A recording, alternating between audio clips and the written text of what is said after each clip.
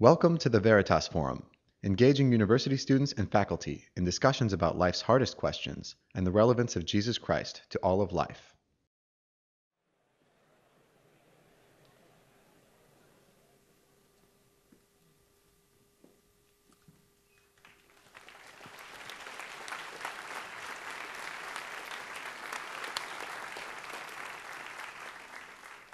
Good evening, everybody. My name's Ben. I am one of the board members of the Veritas Forum.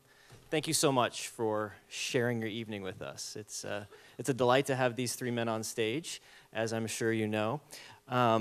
Before I was a board member of the Veritas Forum, I was actually like you. I was a consumer, a customer of Veritas Forums. And the reason that it drew me in was the big topics, the big questions, like the one we have tonight. So it was an intellectual curiosity. It was theoretical.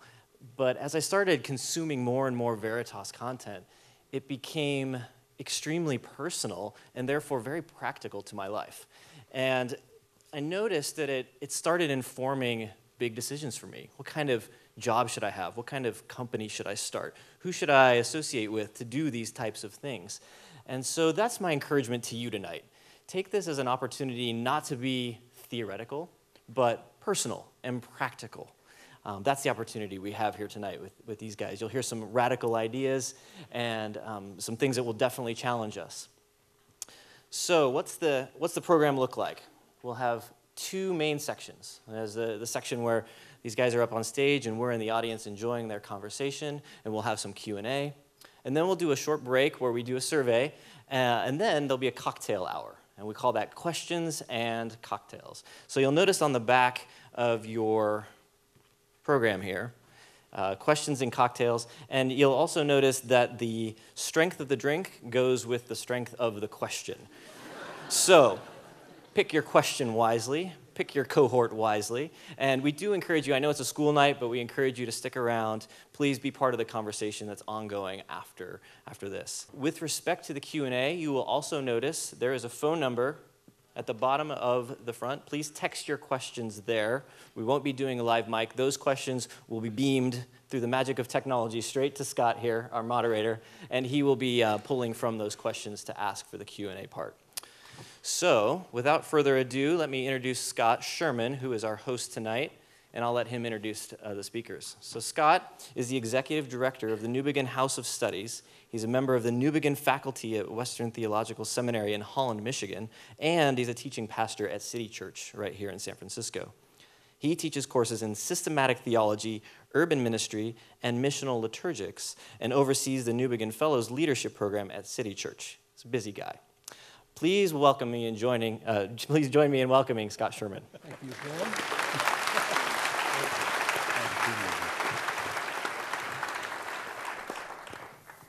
Thank you, Ben. And good evening, everyone. What a treat you have tonight. You're going to hear two canonical intelligences. And then when you get to the cocktail hour, you'll find over time that you are even wiser as you share your thoughts. It will be a really stimulating evening. It's a real privilege to introduce my friends, N.T. Wright, and we're going to call you Tom for the rest of the evening, and Peter Thiel. Let me tell you a little bit about each of them. First, Tom Wright. He is one of the greatest biblical scholars in the world. He has taught at McGill University, Oxford University, Cambridge University, and a leader in the church. He served as dean at Litchfield, canon theologian at Westminster Abbey, and most recently as Bishop of Durham. Now he serves as professor of early Christianity and New Testament at St. Andrews University, Scotland. And I may add, he plays golf. Badly, as he added. Yeah. And I will say, for those of you who are intrigued by his ideas tonight, he's just opened up something very interesting, where it's possible to study with him and study some of his books. His most recent book, Simply Good News, for example, and that website, to find out more about that, can be found. It's a MOOC, a massive online course, can be found at ntwrightonline.org. ntwrightonline.org. In this latest book, Simply Good News, he writes, when it comes to the future, God wants to put humans right and put the world right. Please welcome Tom Wright. Thank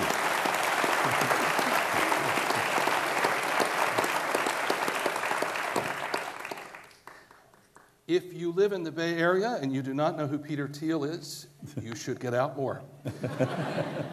He is known for beginning breakout companies such as Palantir and PayPal, and he's known as, of course, for being the first outside investor in Facebook. Peter provided early funding for LinkedIn, Yelp, and just dozens of other technology startups. He's a partner at the Founders Fund, a Silicon Valley venture capital fund that has funded companies such as SpaceX, Airbnb, and Lyft. And he started the Thiel Fellowship, which encourages young people to put learning before college. And he heads the Thiel Foundation, which works to advance technological progress and long-term thinking about what else? The future. I would also add, I've never done it, but I would encourage you to think twice before playing him at chess. Fortune magazine has described him as perhaps America's leading public intellectual today.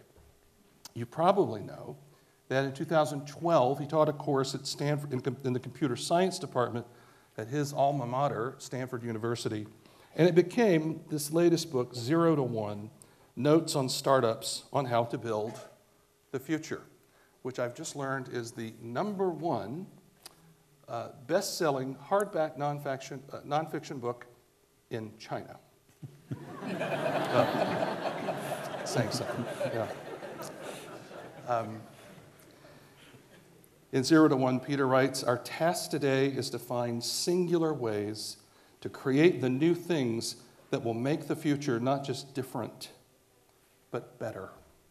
Here now to talk about imagining the future, innovation, and God, Peter Thiel. Please welcome him.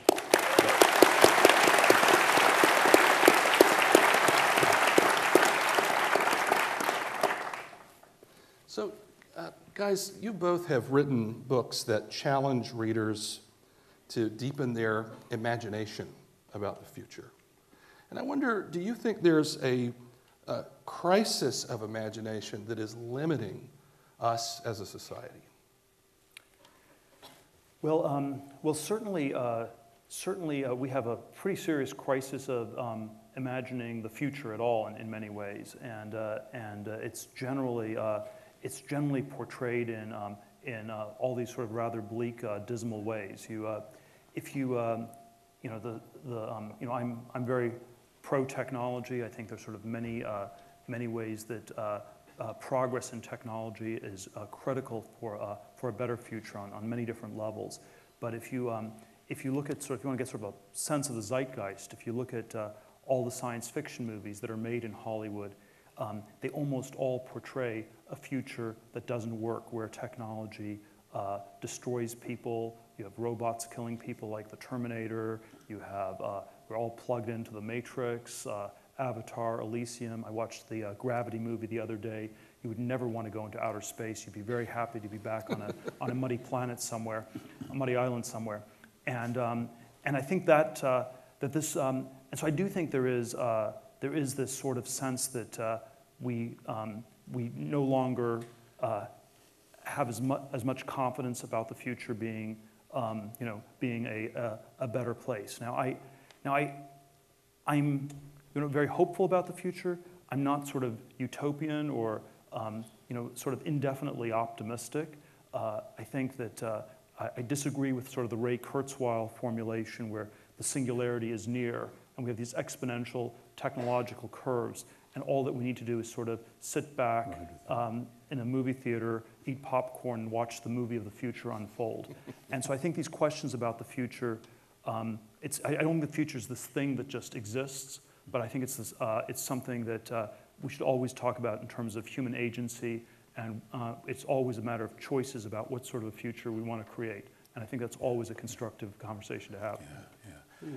Yeah, that's fascinating. I think Western society in general over the last 200 years has privileged, and there's been massive studies done on this, has privileged left brain thinking, that is close-up analytic reasoning, kind of chartered accountancy thinking, if you like, rather than big picture music, metaphor, faith, imagination thinking, which has been regarded as a kind of a leisure activity for those who fancy that sort of thing. But then we come back to reality, which is the small-scale processing. And I think that's been deeply unhealthy. One of the biggest books on this recently, Ian McGilchrist's book, The Master and His Emissary, argues that what happens when the two brain hemispheres get separated is schizophrenia. And if somebody is running simply on the left hemisphere, there are certain signs of what happens. And he argues then at great length that that has happened and is happening in Western culture, which is precisely regarding the imagination as the leisure activity which won't actually be necessary for the real task, but it's just kind of fun if you want to use it. And he argues strongly that instead we ought to try in all ways we can to reverse that and to privilege the imagination and the arts and music and metaphor over against the rather boring flat rationalism of the small scale. So I think that's gone on and is going on. And I should say, by the way, I gave a lecture incorporating some of this stuff in St Andrews 2 or 3 years ago. And there was a leading brain scientist in the audience who took me aside afterwards and said, it's not quite as easy as that. So just in case there are brain scientists here, I'm well aware that there are always academic wrinkles to be had and footnotes, but this is the layman's broad brush version of it. I wasn't going to say anything. No, of course, thank you. It's kind of you. But I think, so it's not just that we can't imagine the future. I think that imagination has been diminished throughout our society. And I think particularly because in my world, and I suspect yours, so much of our society, we've lived with these two things. Peter talks rightly about this dystopia idea of, oh my goodness, things are getting bad. And I think that's a secular version of what was really a 19th century worldview, which is the kind of premillennial worldview that actually the world is getting worse and worse and Satan is taking over and wickedness is happening and we little few who are left maybe have to be snatched away or whatever. And that's a very, still a popular, obviously, bit of theology in some quarters. But I think what we're now seeing is the sort of the secular version of that. But that sits awkwardly with the idea of progress, which many people still embrace, and many people still will say, we've got to be on the right side of history or whatever, as though we knew where history... And both of these have inhibited the imagination. Because if we know that progress is happening, then, as you say, we just sit back and watch the movie. If we know that dystopia is happening, then we find a place to huddle and try and stay safe. So we need the imagination to open those horizons. Thank you. So let's talk about this idea. Why is it in an age of technological progress, though, Peter, limited and disappointing today, no flying cars, why are so many portrayals then of technology dystopian? Why are you two contrarian optimists optimistic about the future? You run the Newbegin house here, you will know the quote from Leslie Newbegin. When somebody said, are you an optimist or a pessimist? He said, I am neither an optimist nor a pessimist. Jesus Christ is risen from the dead. In other words, when I look at the future, I don't think, oh, I feel good about this, or oh, I feel bad about it. Optimism and pessimism are states of mind and feeling, whereas a Christian point of view starts from something that we believe has happened, namely Jesus' resurrection, which wasn't simply a bizarre event within the old world, but was the foundational and paradigmatic event within the new world. And so if you believe in that, then however good or bad you feel at the time about how things actually are at the moment, we're not saying everything is getting better, and we're not saying everything is getting worse. It's neither a crescendo nor a diminuendo.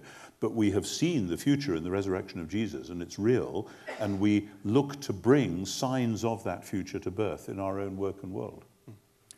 You know, I think one thing that's that both a Christian and a scientific technological worldview have in common is that they believe that there is sort of that every moment in history happens only once. There's sort of a definite progress to history where you know, in the form of science, you have new inventions. They happen, you know, at a particular point. Once something's invented, that's something new.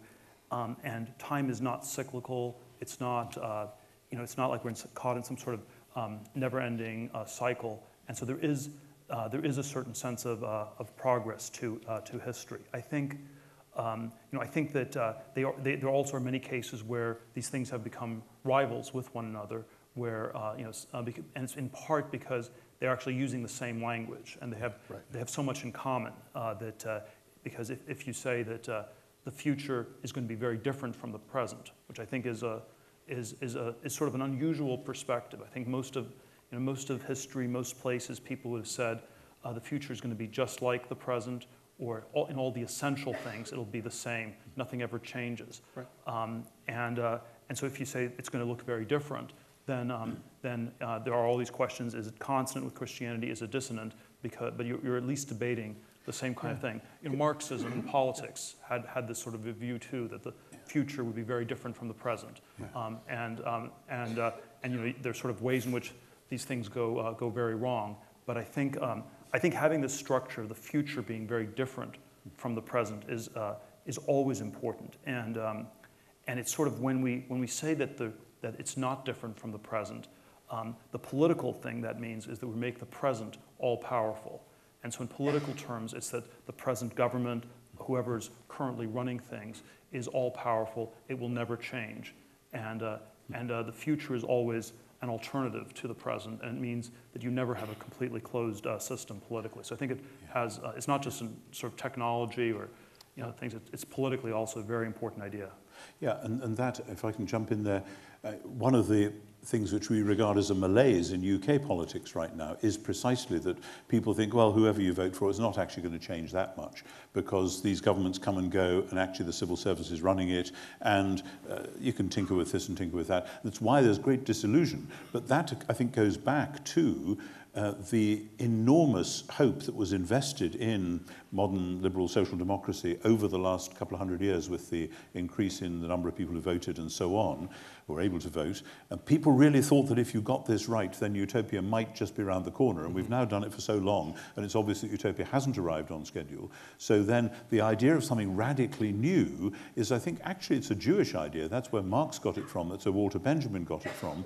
And even if they didn't believe in God, they believed still in an eschatology, a new moment, something new would happen. And that has come up at various stages over the last century.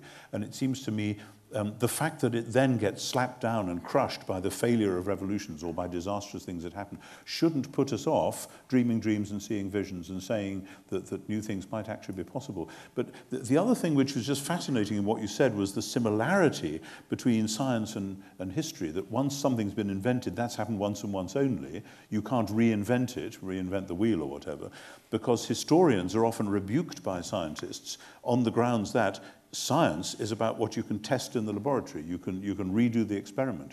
But in fact, you can't redo the experiment of inventing something for the first time. And so I see a convergence there between science and history. And it makes me wonder whether, in fact, science and history both have something of a Judeo-Christian worldview, which, as you say, isn't cyclical. It is actually moving in a direction. And the question is, who's moving it? Is it random forces? Is it individual humans? How does that work?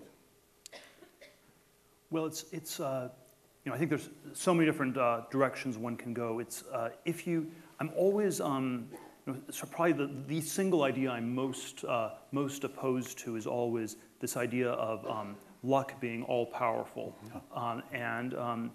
because I think that's ultimately this sort of this really self-defeating notion. And I've often said luck is an atheistic word for God, where you sort of just a pagan word for God. Yeah. And so if you're atheist, you shouldn't believe in luck, and if you're Christian, you shouldn't believe in luck. So it's sort of an all-purpose, all-around argument.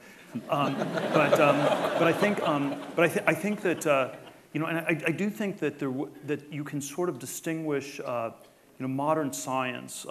There was a early version where it said.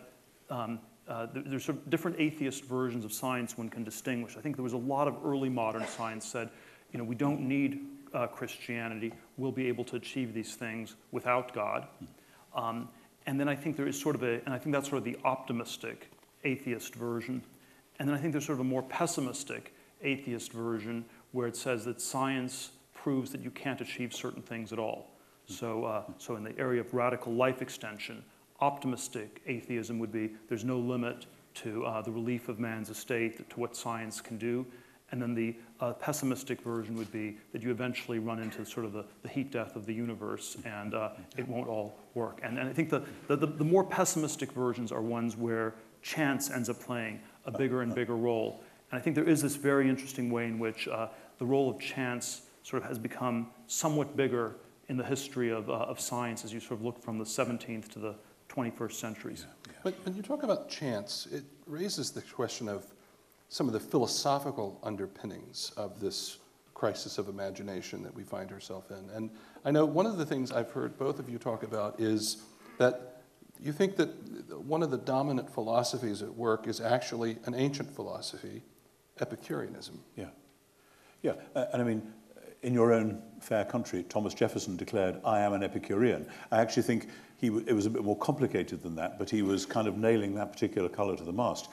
Epicurus believed, so far as we know, and his great exponent Lucretius set this out in a great poem, that if the gods exist, they're a long way away, they're miles away from us, and the world makes itself because random atoms are zooming around and sometimes they swerve in a new direction for no apparent reason, and then you get new things being formed. That's the kind of long-range antecedent of a kind of atheistic Darwinism, which says that it's all just random stuff. And actually, I think this generates the chance idea, the luck idea, that when God is out of the picture, God or the gods are out of the picture, then stuff just happens and you can't explain why. And of course, that was designed as an answer to a kind of very fearful paganism, which was frightened of the angry gods who are out to get you. So Epicurus said, no, the gods are a long way. They're perfectly happy, but they do not concern themselves with us.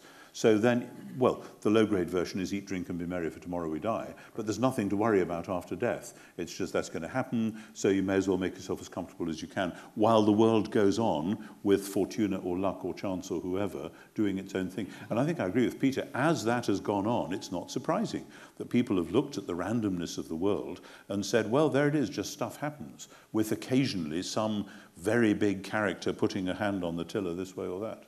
You know, I don't think... I think it's a much more complicated question whether this was sort of always intrinsic to an atheist worldview or not. But it's, sort of if you look at Karl Marx's PhD thesis, it was on the difference between Epicurean and Democritean physics. And Marx was very anti-Epicurean because he wanted people to work towards a definite revolution. He wanted people to work on projects for the future. But he was obviously, this was sort of the specter that haunted Marx, was the specter of Epicurus, because he was worried that the workers would want to eat, drink, and be merry, and not do all the work needed for the revolution. And I think there's sort of a way in which that's probably the idea that's come to dominate over time. And I do think it is always somewhat deeply pessimistic. Because when you think that at the end of the day, chance dominates in the future. I think we have more debate about how much of a role chance played in the past, but I think it's a much more important question what chance has to do with the future. When you say that it dominates, you eventually have bad luck, and eventually something bad will happen, and things go wrong in one way or another. And the movie that I always think encapsulates this really well is the Coen Brothers classic, No Country for Old Men, where it's sort of, you eventually have bad luck, and chance is omnipotent. Modernity tries to overcome chance. The psycho killer is the Elvis character in the movie who goes around shooting people, but then he doesn't quite succeed in overcoming chance, and at the end, chance still catches up. And I think that's sort of a literary encapsulation of it. Yeah, it's interesting. There's been a great debate in the last century among historians as to whether what's going on in history, what we observe, is simply the chance movement of huge blind forces rumbling this way and that, with, as I said, an occasional human hand on the tiller, or whether history is actually the history of the great leaders who mold history according to their will. And I think Marx wanted a version of people to emerge. It's a kind of a secular messianic dream, really, who would be the revolutionary leaders. And he didn't want too much change, as you say, because if the workers get more comfortable with their lot, then they won't want to revolt. But as the historians have been wrestling, particularly in the 20th century, when so many of them were saying, why did the First World War happen? And then, for goodness sake, why did the Second World War happen? And now we have, why did 9/11 happen? Is this simply all sorts of forces like tectonic plates that have been building up over centuries? Or is it that there have been one or two or three or more big characters who've said, this is what we have to do, and have, as I say, bent history to their will? And I'm an Anglican, I'm a both-and person, so I'm inclined to say there's a lot of things going on, but there's also a lot of human beings who actually do things. And that's the question then for the future. What does it mean to find yourself summoned, called, if you like, actually to do things that will make a difference? And how do you know, and how do you navigate that, granted that there are these large forces going on as well? Well, I think this question of luck is always a very hard one to answer. So if we're talking about one-time events like the First World War or 9/11 or things like that, and we say, was this a freak accident or was it, some deliberate choices? It's not like we can run the experiment 1,000 times and see if it happens every time or if it was a freak accident. Yeah. And so it ends up often just being sort of a bias we have, how much we attribute to luck or not. The Silicon Valley version of this that you often encounter is it's always this question in business: is it a matter of luck or not? And it's very hard to answer these questions. But I often think there are these two somewhat different attitudes one can have. One is that it's just all a matter of luck. This is sort of a statement about the deep nature of the universe. And I think, and I've found that whenever I've thought that, it's been quite counterproductive, because you end up treating people as lottery tickets. And once you think you're just investing in a bunch of lottery tickets, you've already psyched yourself into losing. Because I think what often happens is that when we call things a matter of luck, we're often not willing to think that hard about them. And so I do think we can do a lot more to overcome it than people often admit in our time. Yeah, it occurs to me as you say that a traditional Christian doctrine of providence, that is to say that there is a God who is in some sense or other in charge, though not immediately and instantly responsible for all the horrible things that happen in the world, but that there is a God who does actually have some supervisory role, hard though it is to define. That's something that I think a lot of people in our world have rejected, either because they don't want God intervening in their lives, or because it really does make it quite difficult when you have earthquakes and horrible diseases and so on. If you say, well, God's in charge, then why are these things happening? And so the problem of evil has pushed away a more sophisticated doctrine of providence, which used to be there, which actually people knew that bad things happened, and they didn't automatically blame God for them. But by pushing God away, we've encouraged that Epicureanism, and chance has risen, as it were, to take the place of God. I mean, a famous Woody Allen line where he says, well, I sort of do believe in God, it's just that he seems to be a bit of an underachiever. That he, in other words, we imagine God as a celestial CEO and then blame him because the company's share price fell. And actually, that's not a very smart way to do providence. But once you get rid of providence because it looks as though, well, we can't believe in that, then there is a vacuum. And theology, like nature, abhors a vacuum. And so you get chance or something stepping in. Well, let's talk about the way each of you, I think in complementary ways, but in very different ways, have written about this world and where it's going. And when I say this world, I'm not talking about, some disembodied sweet hereafter. You're actually talking about this world, but you have different emphases. So, Peter, you're interested in radical life extension. Tom, you've written a lot about a phrase you use, life after death. Are those ideas compatible? How have those ideas shaped your broader engagement, what you do? Well, I think the thing that's really incompatible with life is death. So let's just start with that as a baseline. I would hope that we could agree that if we set our sights on, we say that everyone's doomed to an old age of frailty and disease and death, that we're perhaps setting our sights quite low. I do think there's something very odd about mythology, literature, philosophy, where I think so much of it ends up being a rationalization death in one way or another. I think every myth on this planet tells us that the purpose of life is death. Religious myths tell us to worship the ancestors, the spirits of the dead, the old. Nationalist myths tell us that it's right and fitting to die for one's country. The purpose of life is death. Ideological myths tell us you can only make an omelet if you break some eggs. And I think that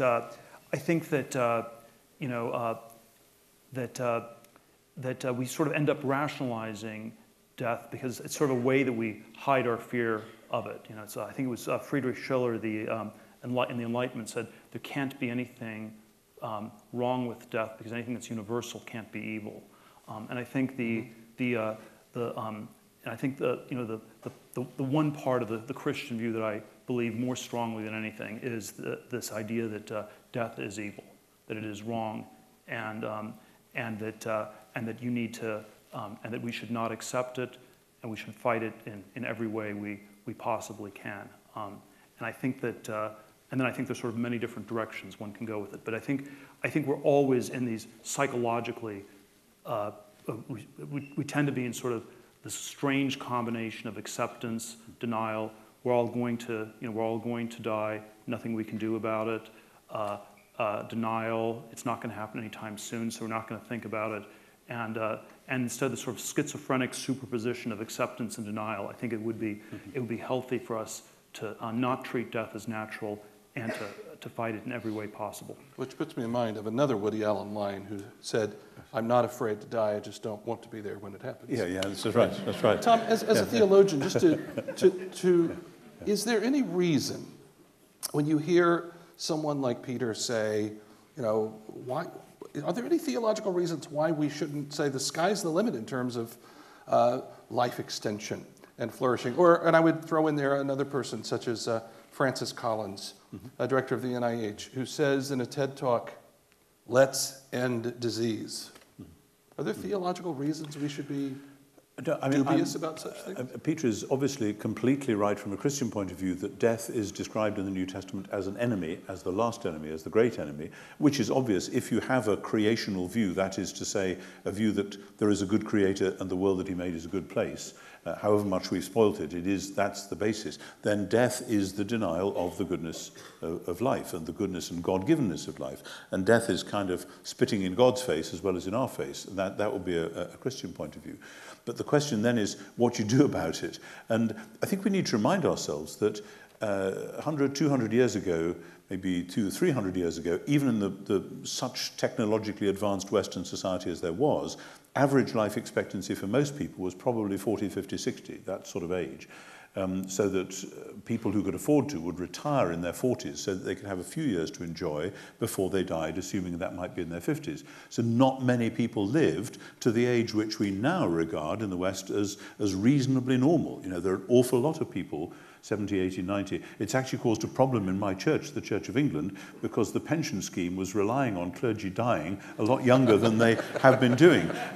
The pension fund guy said in the synod something cautiously about the improved clergy mortality experience, and because they just hadn't reckoned on that, and that's a problem for a pension fund, a nice problem for the clergy. So already we've got to a point which our ancestors from not many centuries ago, in other words, just 1 or 2 centuries ago, would have thought, my goodness, if so many people are living to the 80s and 90s, is this the kingdom of God come on earth? The book of Isaiah says something about people living to be 90 or 100, and that's a sign of God's rich blessing. So we shouldn't be sniffy about that. And if it turns out that either through the sort of planning that we could do or some other means that we should go on till 120 or something, then maybe. And after all, the Bible does have some great age people, and however much you may think that that's mythological, whatever, that's nevertheless a sign of something. However, in the Bible, the answer to death is not to postpone it. The answer to death is to go through and out the other side. And the idea of Jesus' death and resurrection is not about death doesn't matter, but death matters absolutely, and it needs to be defeated, not avoided. And the resurrection is not about, this is the point, not about life after death. So many people assume that the word resurrection means dying and going to heaven, and it really, really doesn't. Resurrection means God is going to remake this world, a physical universe, more physical than the present one, if you like, more solid, and going to give us new bodies which are appropriate for that.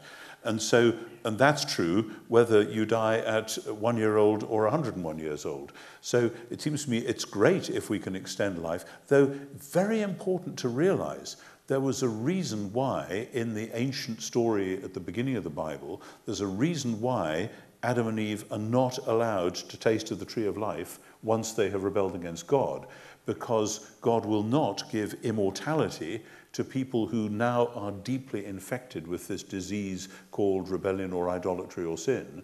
And otherwise, if you absolutize it, if you say, okay, I'll live to be 150, then I'll still be a sinner, I'll still be conflicted, I'll still have wrong emotions. Do I really want to go on having all that stuff that much longer? Will that be helpful to the world if I do? Maybe death is part of the way of actually keeping things moving so that there is going to be a new world, not simply an extension of the present one. Sure. I really have to disagree with that that last formulation, because that's even though there is sort of there's a way you can get at it.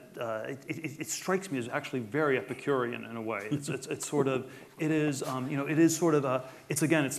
like Hamlet's evil mother Gertrude telling Hamlet, all that lives must die. And on some level, it's a statement about nature. It's a statement about reality. But then on another level, it is a statement of just accepting the rottenness that is Denmark. And so I think, that and I think it's always there certainly is a type of a Christian view in which you shouldn't think about the future. You don't need to worry about it. God will take care of absolutely everything. And it's even a sin to think about the future. Yeah. But I surely wouldn't go that far, for example. No, of course I wouldn't. And I was just thinking as you're saying, there's a lovely example of a sort of a both and again in John Donne, the early 17th century poet, who actually had his own coffin made and used to sleep in it to get himself ready for it. But he also wrote that amazing poem, Death Be Not Proud, though some have called thee mighty and dreadful, for thou art not so. And he's naming death and saying, you're just a slave to chance and kings and desperate men, and we can do the same thing more or less by taking drugs, so you're not such a big deal, death. And then it ends, at one short sleep past we wake eternally, and death shall be no more. Death, thou shalt die. And that's a way of saying we're not just accepting it, we're kicking back at it. And we know that you will do this to us, but actually you won't have the last laugh. And then you have, of course, a secular version of that in Dylan Thomas's Rage, Rage Against the Dying of the Light, that this is not something we go gently into. So I think people have been wrestling with these things in the deep roots of our culture. And so I hear what you say, and I wasn't trying to say we should therefore just roll over and accept it. It is something to fight against. I think this was sort of, if you look at the charter of the Royal Society, when it was Royal Society of Science, when it was founded in the sort of early 17th century, it said the most important goal was the prolongation of life. And there certainly we can certainly come up with scenarios where that goes badly wrong or that's misleading. But I still tend to think that this happened in a Christian context. This was not in ancient Greece. It would have been all about nature, timeless and eternal things. The word nature does not occur once, I believe, in the entire Old Testament. And that's not the fact that death may be natural is not the baseline. And so that this was, even the atheist forms of modern science felt that they had to compete with Christianity and say they were going to do something about this problem. Yeah. And then, I think, just to make this a little bit less abstract, I think that in practice, it's not as though it's going to be a matter of having like a single pill that makes you live forever, and then we get into these sort of extreme questions of what that would mean. Yeah. Would you just be hopelessly bored, or would something go terribly wrong Everyone if you did else this? Would be bored with having you around forever. Yeah, or something like that. In practice, it's much more we have another cure for cancer, we have a cure for Alzheimer's, should we do something about this, should we do something about that? Right. And I think that if you think about it, not in the general sense, but in the particular sense, I think every single particular instance, it seems to be the only moral case is to be in favor of it. Yeah. Peter, I like the way you asked the question in 0 to 1. How can the future get better if no one plans for it? And so one of the questions I have for both of you is, as you think about your respective vocations and the way you're both sort of writing about to vast audiences about the future, what is the relevance of God in planning the future? The relevance of God in planning the future. In terms of both human agency, in other words, the providence of God and human agency, it seems to me that part of this discussion is about the place of human agency in the right now and what happens. Yeah, and the central thing there, from a Christian point of view, is the doctrine of the image of God, that humans are made in God's image. And I see that in a vocational sense, and actually I think most biblical scholars would now take it like this. That is to say, it isn't there's a bit of us which is rather like God or something like that, but that we are created as angled mirrors to reflect God into the world, and that actually humans know in their bones that they are to engage in relationship and they are to build cities and that they are to dig gardens. You don't have to sort of laboriously teach people to do these things. There's a sense that we all know that we are to be being fruitful and multiplying and looking after the earth and doing that stuff. And it seems to me that's an authentic thing, that is how God chooses to work. It's very difficult for us to grasp this because our political systems have rather swept that out of sight. But in the Bible, God wants the world to be run by wise human beings whom he will call to account and hold to account for what they've done. We've got God out of the political system. We just have Vox Populi instead of Vox Populi, Vox Dei. It's just Vox Pop now. And we're suffering from it.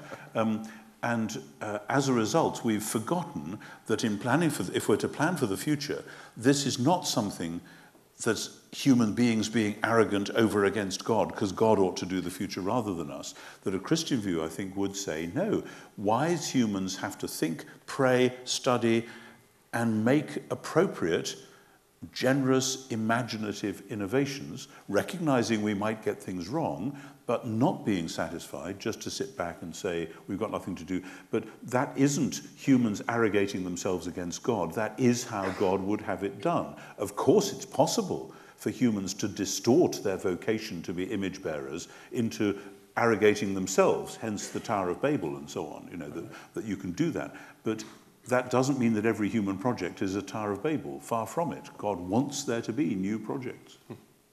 Yes, I would again just stress all these questions about human agency as being really critical in this. And I think that there's always sort of this archaic religious systems where you sort of get a sense that people were just in this never-ending ritual.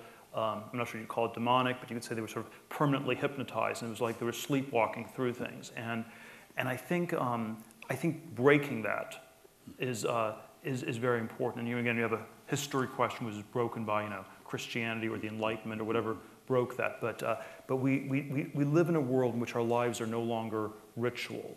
We're no longer in this never-ending cyclical ritual, and so we have to make choices. There's room for intentionality, and I think that's always something to come back to. And I think that, and then again, I think it again loops back to this question about the future as a place, a time that's very different from the present, and that has a certain reality, and that's why it makes sense to make plans for it. And if you don't believe in that sort of conception, I think it gets a lot harder. And I think there are a lot of different ways people describe these things. I think the psychologist is quite tricky. There certainly is a version where you'll work harder and make more plans if you think your life is short, that you're going to run out of time. This is the famous Steve Jobs commencement speech at Stanford in 2005, where he said he was working really hard because he was going to die pretty soon. It was all going to come to an end. I tend to think the psychology is more demotivating when you have that view. One of my granduncles, I was talking to him when he was 83 years old, and he said, I could have gotten 4 PhDs in retirement, but I didn't think I was going to live this long, so I didn't bother, working at this. So I do think having, a bigger horizon on the future. My view is that it's generally that generally leads to more agency, more intentionality, more ability to do things. Even though I think people can certainly disagree with that description. You can imagine why many people would find it odd to find a group of Christians sitting around and talking about this challenge. I just caught an episode of Silicon Valley on HBO. You probably don't watch it, but in which one character is being pitched a Christian app, and he says, Christianity is almost illegal in Northern California. Right? Well, and I think part of that is there's a sense that religion in general, among many people, they perceive that religion in general, Christianity in particular, have actually been, shall we say, not helpful in envisioning and certainly bringing about a better future. There's undoubtedly been all kinds of cases where that has been the case, where clergy and theological leaders have put the lid on everything and said, sit down, shut up, we will teach you the truth, don't get out of line.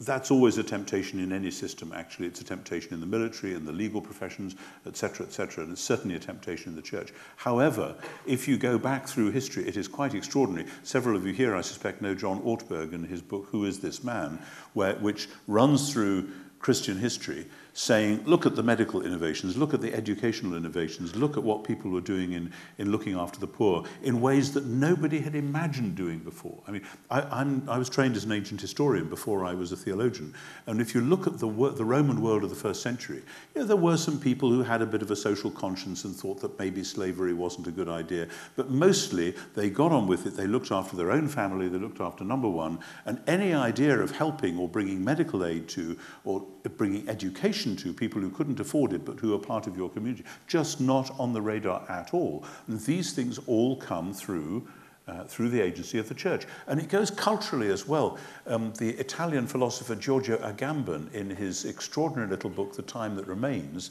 argues that the notion of rhyme in European poetry grows straight out of an early Christian worldview. Nobody was rhyming in the days of Virgil. By the time you get the high medieval period, they are rhyming. And he says it's because they're trying to encapsulate this idea of creation, a new creation, and a new sense of time, which and so, there are all sorts of things like this which I think we've screened out by and large. And in music as well, the way in which the full flowering of Western music grew out of the Christian tradition.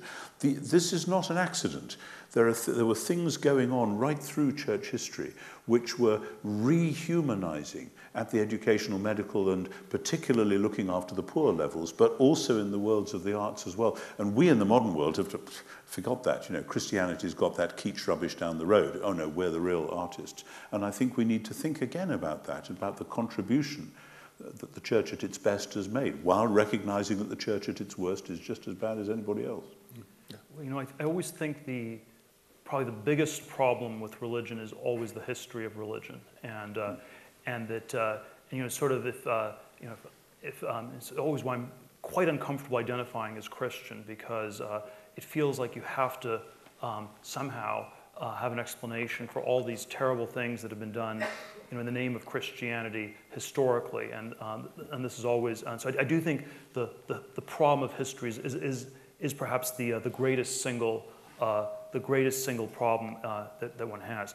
I think that it's you would say what I would say is that there is of course always a sense in Christianity where it predicted that it would fail. It predicted that people would get it wrong in many ways. And so it is somehow different from Marxism, which did not predict its own failure. And so it's at least, the history is at least very, very complicated in that way. And because I think you always had this element of saying that we'd try to make the world better over time. This was a big part of historically what animated the West. And we can again have a complicated debate, how much was the Enlightenment or Christianity, but this idea that you would try to make the world better over time. It is natural for us now to look back on the past and say how bad things were, even though it was in part because people were working hard to make things better.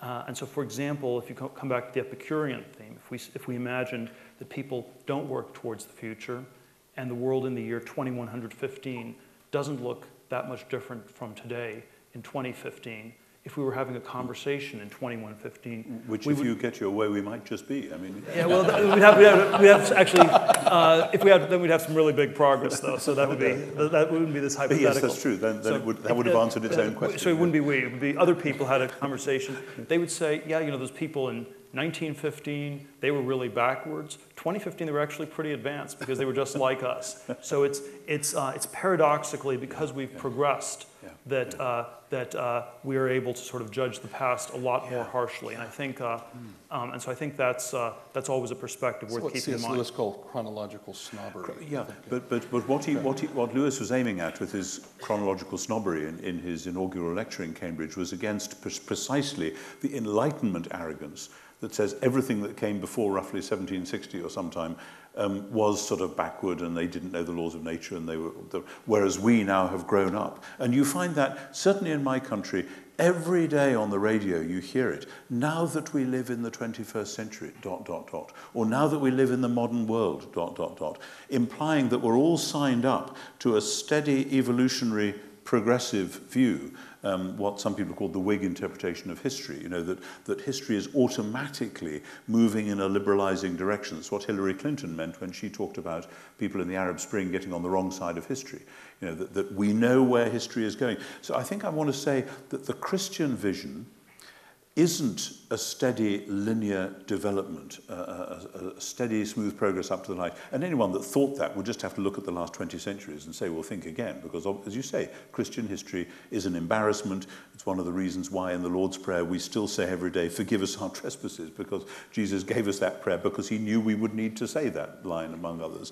And we do. But the danger then is that in rejecting that, idea of a smooth sort of Hegelian progress, we reject the idea that you can do anything. And I know Christians who say, well, one day Jesus will come again and sort it all out, and it'd be very arrogant of us to think that we can do anything before he comes back, so we really shouldn't try, because that's a sort of Pelagianism. And I just think that is rubbish. The point about life after death is that God is going to make a new world, but that has already begun with the resurrection of Jesus.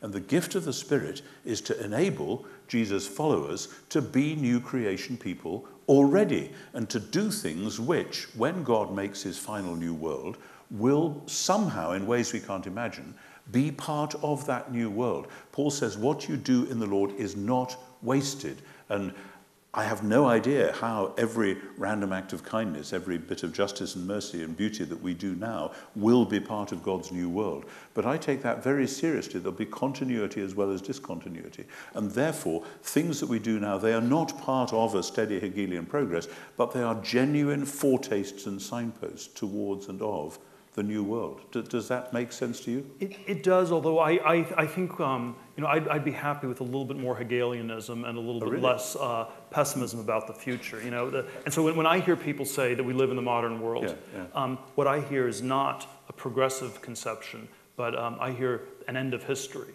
Because when I hear people say we're in the modern world, or that we're living in a developed country, that strikes me not as a statement of advancement. It strikes me as a statement of pessimism. Because of a static. It says that everything happened in the past. We are developed, we're done, we're finished. Nothing new is going to happen. It may be that it means something different, quite literally, on either side of the Atlantic. So it could both be true, but certainly that's the part I would stress. And so I think it's always deeply pessimistic to call the United States a developed country, because it means that everything's happened, everything's done, finished, nothing new is going to happen. The younger generation should resign itself to reduced expectations from their parents and grandparents, and that is a conception that I'd always want to push against. Yeah. It's not just that it means something different. If that's what it means over here, then it means something almost opposite. Because with us, when people say it on the radio and in the newspapers, it's like we had this debate about whether women should be ordained as bishops, and that was a debate in the church, but then it came into the House of Commons 18 months, 2 years ago. And David Cameron said that the church should, quote, get with the programme, which was an extraordinary thing to say from a secular government, you know, that we know that there is a programme for the steady advancement of women in all professions, therefore the church should do this as well. Now, I happen to believe that it's a good thing that we have ordained... He was right. That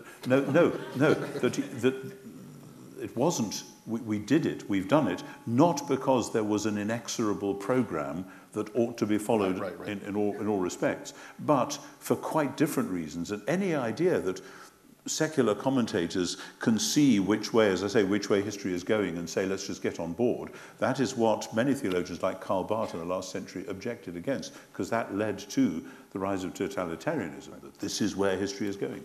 So our time is just flying by. Many of you have already picked up that there's a number you can text if you have questions, and a bunch of them are flowing in. This is not my personal number, by the way, just a number that's being forwarded to me. But your questions are coming in. So the number is, just to see here again, 757-279-7224. I'd actually like to move to audience questions now. And there are just far too many, but I'm going to try to select some ones that are interesting. This is actually a question to both of you. Poverty is perhaps the one of the most common topics in the Bible. According to The Economist, the global poverty rate has been halved in the last 20 years. Can you imagine the poverty rate going to zero? Or I would add, should we imagine that? Well, I think there's no reason that one could not have, a lot more progress on all these fronts. The economic manifestation of poverty is scarcity, and so and I do think that if you have a lot more technological progress, you can overcome it. I'm always a little bit hesitant about talking about poverty in the abstract, and so I think it's always best to frame in terms of much more specific context. So if we talk about the city of San Francisco, what poverty. Why is there poverty? What drives it? I would say it's all sorts of different factors, but it's the coalition of urban slumlords that prevents any new housing from being built, because this is the thing that's an incredibly scarce supply, and you have to overcome. So I think it's always good for us to try to concretize these things very, very precisely and think about them. And I'm always hesitant about describing it on the abstract level of the world as a whole. I think that's absolutely fair enough, but in my previous job, I worked in what was probably the poorest part of England, certainly. Some major deprivation, both in urban and in rural societies, and classic things which I thought had gone out 100 years ago, where a family with five children, only one can go to school at the time because there's only one pair of shoes. Now, that family may have a television, they may have a washing machine, which wouldn't have been the case before, but real horrible poverty of a sort that I was not prepared was not expecting to see. So it happens in the first world as well as in the wider world. But the thing that, and it comes back to imagination, and it comes back to people thinking creatively about the future. We all basically know, if we know anything about global macroeconomics, that large swathes of the world have been paying compound interest on huge unpayable debts to banks and institutions in the first world, usually loans taken out by tyrants from 2 generations ago, and the interest has been building up because a country can't go bankrupt, an individual can, but a country can't. And whenever we in the churches, and we in the UK, the churches have been in the forefront of this, have protested and said, this debt must be stopped, it must be relieved, it's unjust, people are growing the wrong crops to sell at the wrong price rather than developing their own proper economies. We've been told, oh no, this is the way the world works. We can't alter this. Nothing can be done. No imagination. This is how the system is. Then, in 2007, 2008, suddenly some of the big banks found that they were a bit short of cash, and some of the big businesses likewise. And they went in their private jets to Washington and to London, and they said, we've got some trouble here. Can you sort of see us through? And the very rich did for the very rich what they had refused to do for the very poor, namely cancel debts. so they could start again. And you don't actually have to be a macroeconomist to say what's wrong with this picture. And so it seems to me, imagination, something fresh. We did it for Tanzania. We've done it for some countries. And as a result, the Tanzanian economy has absolutely stormed ahead from where it was, say, 20 years ago. It's time to do it for other countries as well. So as with Francis Collins and disease, I am a sort of a cautious New Begin-esque optimist. I think we can do it. I think it's a failure of imagination, a failure of political and economic will, and I think we should go for it, absolutely. I think that's a central Christian imperative. I don't disagree with that. I think there's always the thing I would always stress is that it's that I think there are sort of many different political perspectives one can have on this, and simple. There are ways we can push back and ask a lot of questions whether simple redistribution is actually the precise right way to go. And so I think it's I think the deep problem is that we live in a world where if you redistributed everything, the whole world would be actually quite poor. Yes, still. yes. And I'm not an advocate of redistribution because I know that often what that does is it prevents entrepreneurship, etc., Sure. in other economies. Yeah, sure, but that's why I think the stress cannot simply be on sort of fixing certain things or annulling certain current arrangements. But I don't think we will ever solve the problem of poverty unless you actually do some very new things too. Well, that may well be. That may well be. So it's at least an and. Yeah. Here's an irresistible question. If science allowed us to live forever, would you stay in this world forever or take a chance and voluntarily pull a plug to see what's on the other side? And if so, at what point would you go? Well, I suspect there's something really tricky about super hypothetical questions. I sort of, people often say that you should live as though this is your last day, and I always think that it's much healthier to live as though your life's going to go on forever. And so I would aim to make my life such that I would never want it to end, and that I would not actually want to pull the plug. Wow. I mean, obviously there are questions about aging and questions about health, and there's that scary old myth which Eliot picks up in one of his poems, that the Sibyl from Cumae, who was given by Apollo the gift of everlasting life, but she had forgotten to ask for the gift of everlasting youth. So she was just getting older and older and older and older and shriveled, and it's a very horrible image. It's in Petronius, first century Roman author. And people go up to her and say, Sibyl, what do you want? And she says, apothonin thelo, I want to die, and she can't. And that, I think, is an ancient response to the imagination of what might it be like if you just went on and couldn't die and just got older and older. No, so I mean, it's a pagan response. Okay. But I think the Christian response and the Jewish response is not to say, therefore, let's just keep it going and keep pumped up and keep youthful. And what age would one like to stay? Would one like to stay sort of 41 or 35 or 25 like you are, Scott, or something? It would just be not quite clear. It's like the patristic debates as to what age we will be in the resurrection. And some people said, well, Jesus was 33, so we'll all be 33. But I think there's also the question of evil, that the more you know your own heart, the more you realize that however much you pray and fast and study and practice the Christian faith or other faiths, there are still things which are cross-grained and which are going wrong, and things that you wish you didn't do that you do, and things that you wish you did do which somehow you never get around to doing. And the thought of that going on and on and on forever is pretty scary, actually. I mean, I was talking 2 years ago to an old lady who'd just celebrated her 101st birthday, and she said to me, she said, I'm quite ready to go. It can't be any worse than this, can it? And she was She was my father's older sister. She was my aunt, and bless her, she died at 101 and a half. A happy old lady. But I really disagree. I so much disagree with all this. I don't even know where to start. You know, it is. I think what's. I'm going to just go on a very abstract meta level, and I think, isn't there something odd about how you're able to articulate this rhetorically far more effectively than I am,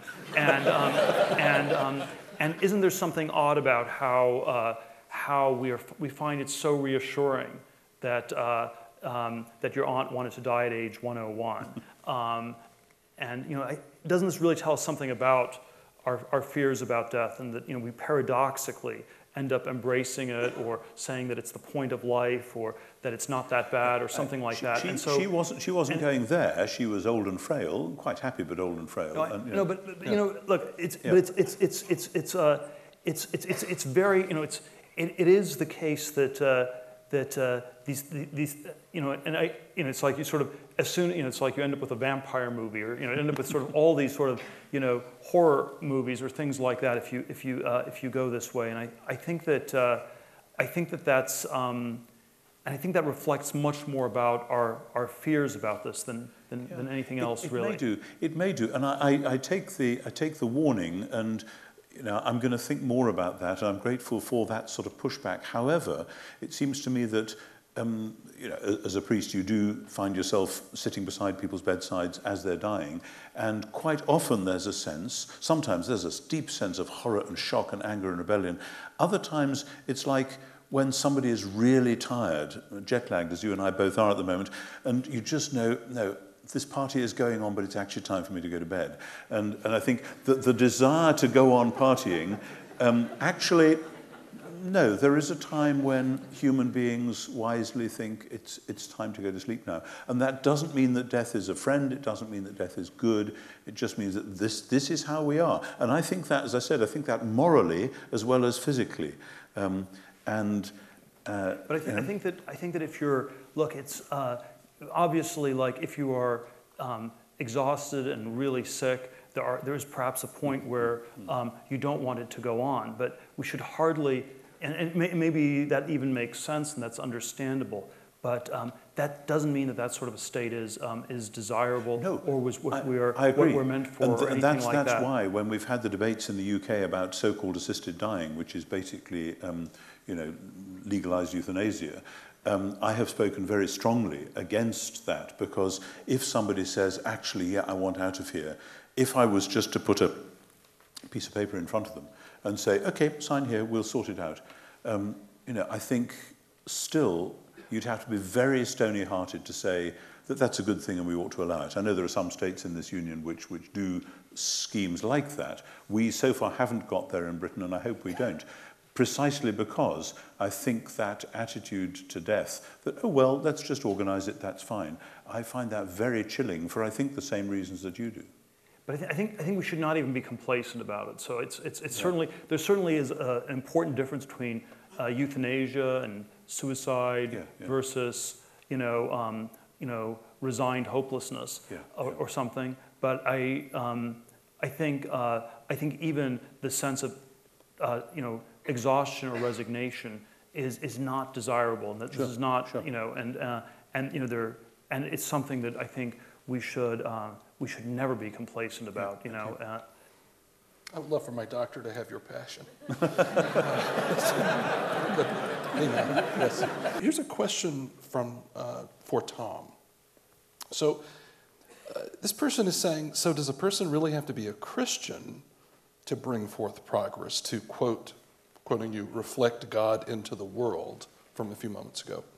Aren't there a large number of innovators and revolutionaries who have planned for the future successfully without professing any kind of faith? Absolutely, yes, because I believe that God made all humans in God's image. This is not something which only Christians have. It's a universal human thing, and that all humans have that capacity. There's some wonderful stuff in the New Testament which is affirming of the goodness that is out there in wider society. St. Paul says in Philippians at one point, whatever is true and honest and noble and lovely and of good report, if there's any virtue and any praise, think about these things. And he certainly doesn't mean just within the Christian community. In other words, there's all sorts of good stuff which happens. And if you do community work as I've done, you find people doing creative and innovative things all over the place.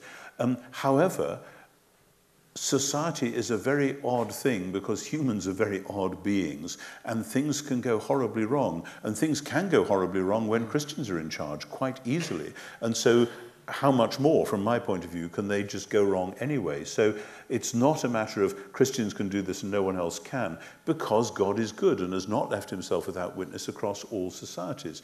However, that doesn't mean there isn't any point in being a Christian, because there is a sense then of working not just with the grain of the universe, but with the grain of the new creation, which is renewing that. And so much of the major debates in our world, I think, come back to understanding creation and new creation and how they relate to one another, which of course comes back to Jesus and his resurrection. Yeah. Here's a question that really gets at the issue of the place of cultivating virtue and moral wisdom within human society. Because the person said, it's a long question, but is dealing with how do big personalities like Marx and Musk, they have the power to sway the imagination of the general populace for good and for bad. There has to be something about the character behind imagination, because you can that vision can sway us in very dark directions. Yeah, well, I always, the thing I don't always quibble with the terminology, but the thing I don't like that much about imagination as a term is it pushes things a little bit too much towards interiority, where it's sort of it's subjective, it's just in your mind, and I think it's always the combination of that with the broader reality. So there's always this question what people should do, and I think there's something to be said for following a calling in a sort of archaic way of putting it some ways, but as being much better than just doing something you're passionate about. You can be passionate is sort of, again, much more this interior mental state. You could be passionate about fly fishing or rock climbing, or passionate about customer acquisition or accounting, maybe. But I think the better question is what can you do that's not being done? What's an important good thing you can do? What people can you help that nobody's helping? What can you work on that nobody is working on? And that sort of a framing of the question always happens in this larger context of our world, and I think that's always worth thinking about. So I don't like the sort of the Oprah secret where it's good enough to sit on a couch and think some profound thought. You have to you want to sort of think about how it fits into the story of a larger world. I mean, the secret is better than the singularity where you're just sitting on the couch and watching it. So in the secret, you at least have something you think.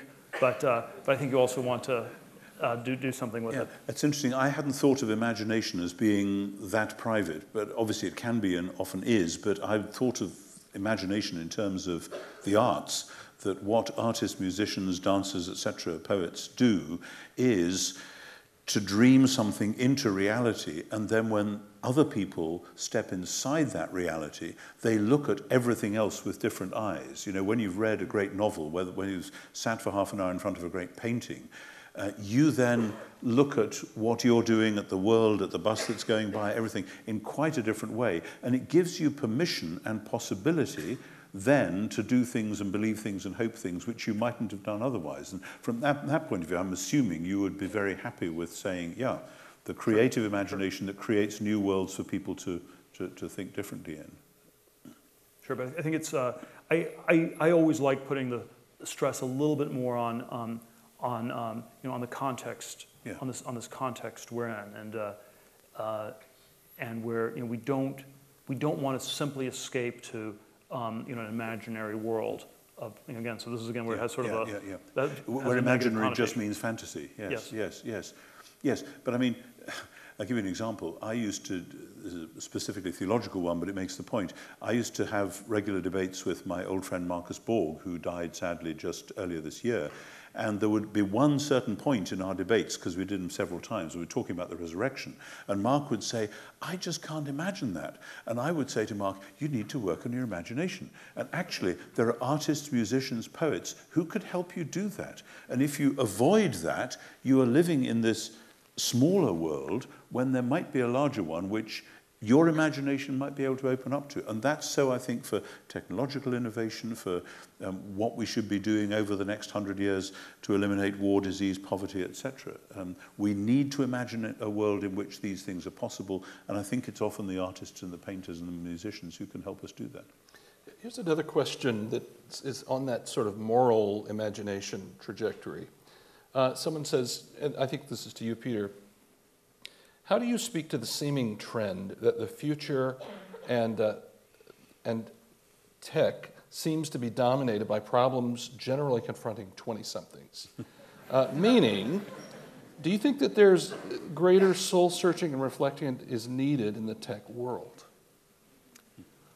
Well, I've been a critic in the sense that I think that we should be doing a lot more. It's very often when these criticisms are made, though, it's sort of it's always in this context of technology as a scapegoat, something that gets blamed for all of our problems, and the suggestion is that we have.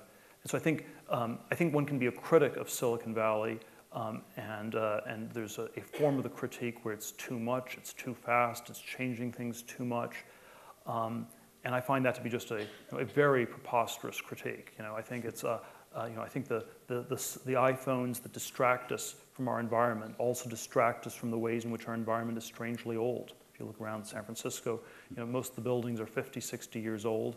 The Star Trek episode where you had sort of Star Trek movie where you had these futuristic buildings, that was far in the future. That's really far in the future.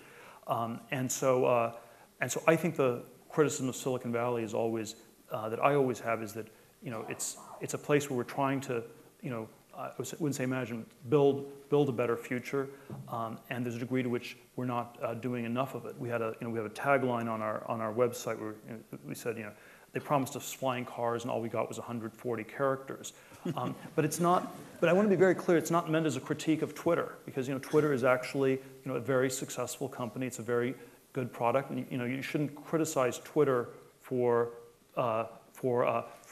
building the business they built. It's not their fault that they haven't done anything else. And so if there are people, and so if there are people in Silicon Valley who are working too much on problems that are problems of 20-year-olds, then perhaps you should do something else. Yeah, it's good. You mentioned earlier that you had this Leslie Newbigin-inspired perspective of the idea that you weren't an optimist or a pessimist, but hopeful because of your belief that Jesus has been raised from the dead. And this person was saying, essentially, that that can be somewhat triumphalist. How do you think the future is shaped by the fact that Jesus died? Well, I was going to say, it is possible to articulate a resurrection-based hope in a triumphalist fashion. But the minute you do that, you have forgotten that the Jesus who was raised is the Jesus who was crucified, and that he is, it's very interesting in the texts, that he is recognized not least by the mark of the nails. And that's always been seen theologically as really important, that the resurrected one is not somebody who, we've left all that stuff behind, but somebody who bears the marks, which in very early Christian tradition are seen as the wounds of love. These are the wounds that he bore because of his love and his self-giving. So in a sense it can be, I'm not sure the questioner is, but it can be a cheap shot just to say, Christian triumphalism, because of course there is such a thing as Christian triumphalism. There's a thing of triumphalism in every possible walk of life, and Christians are not exempt from that temptation. But if it is true that Jesus is raised from the dead, it isn't Christian triumphalism, it's kind of cosmic celebration in which Christians are simply bearing witness to something that's happened and therefore called to a tough vocation to be witnesses for that. And there are people bearing witness to the resurrection today who are facing death, in some cases certain death, at the hands of Islamic militants and so on in North Africa. So saying, I believe that Jesus is raised from the dead and therefore a new world has been born, may in some parts of the world at some times of history be a very quick passport to a very early death. So it isn't triumphalism, it's about, and this is the difference between hope and optimism, that it's, if I feel really good, yeah, I'm cheerful, it's going to be a nice day today, good things are going to happen to me. No, that's optimism. But hope says, even though things look really bleak, even though, this has happened, therefore the world is a different place. Some of the places where in the New Testament St. Paul says that most sharply are in letters written from prison. In other words, he is in a tough spot, but he says the gospel has already been announced to the whole creation when Jesus was raised from the dead. This is somewhat disjointed thought. There's a line in the New Testament, what will it profit a man if he gains the entire world and loses his soul? And I think it's often framed as a general statement, but I've often wondered whether it had like an actual specific referent. And the specific classical referent, the person who conquered the whole world, was Alexander the Great. There is something numerological about the number 33, where there's I think it was the 33rd chapter of the 33rd book of Livy, where Livy talks about the 33-year-old conqueror enters this triumphant city. It's Alexander entering Babylon just before he dies. Sort of these cheering crowds. So there is sort of this very deep parallel between the sort of Alexander versus Christ parallel. And I do think Christianity somehow says that the life of Alexander ended in failure, and that's like an incredible indictment that it makes. It's like, well, he might have conquered the world, but then he still died. Yeah. And to some extent, that is the world we all live in. Yeah, but that's fascinating, and I confess I'd completely forgotten that stuff about Livy, and I want to go back home and look it up. It's really interesting. But the Alexander story still dominated over the next 300 years until the time of Jesus, so that all the little Hellenistic princelings who came in his wake were still telling their own story as though they might have a chance of being at least a small version of Alexander. And what Paul does in Philippians is to take the way they told that story of arriving at imperial power and retell that with Jesus as the hero, but instead of conquering the world, dying on a cross as being the central thing. And it's as though Paul is saying specifically, yeah, okay, we now have a Roman emperor rather than a Greek one, Alexander, but it's the same truth, that Jesus is Lord and Caesar isn't. And that's a whole strand in the New Testament which does precisely pick up the Alexander thing, and which I think many Christians have not come to terms with. Sadly, we are coming to the end of our time here. And as we wrap up here, I actually wanted to quote something from Peter that I just loved in a recent interview you gave, where you say, I don't think the future is this fixed thing that just exists. I don't think there's something automatic about the great stagnation ending or not ending. I think I always believe in human agency, and so I think it matters a great deal whether people end it or not. So I think everyone here has come out, I'm guessing, fair amount of certainty, because they care about the future. So what parting counsel would you give on how we go about creating a just and flourishing society? What do you want to challenge people with? I would say expect God to do new things which are pointing towards the kingdom, and expect that he may nudge you to be part of those new things here and now. My answers are always very anti-formulaic.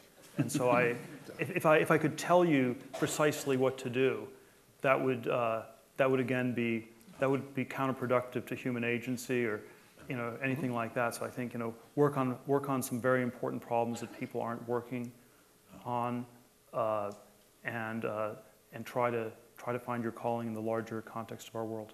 Yeah. Let's give our thanks to both of these guys. Thank you. Thank you very much. Thanks.